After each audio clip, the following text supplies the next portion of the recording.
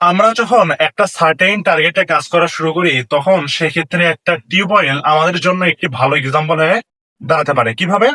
আমরা যখন টিউবওয়েলে চাপ দেই, চাপ দিতে দিতে দিতে দিতে পানির লেয়ার একটু একটু করে উপরে আসে এবং একটা সময় পর পানির চাপ দেওয়ার পর পানির লেয়ারটা যখন অনেক অনেক পরিমাণ উপরে উঠে আসে তখন কিন্তু আমরা পানি পাই, তাই না?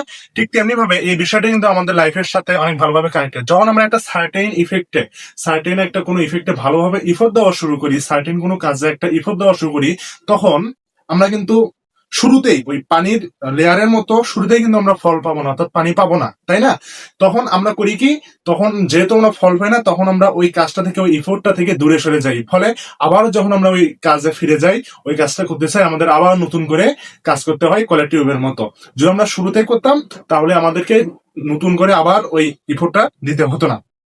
আরেকটা বিষয় যেটা লক্ষণীয় সেটা হলো, আমরা যখন পানি বের করা শুরু করি টিউবওয়েল থেকে তখন কিন্তু প্রথমেই একদম বিশাল আকারে পানি বের হয় না, আগে একটু অল্প করে বের হয়, তারপর বিশাল আকারে বের হয়। ঠিক তেমনি ভাবে আমাদের লাইফে যখন একটা ইফোর্ট আমরা দেই কোনো বিষয়ে, ওই ইফোর্টের সমানুপাতিক হারে কিন্তু আমরা ফল না না পেতেও পারি, তাই না?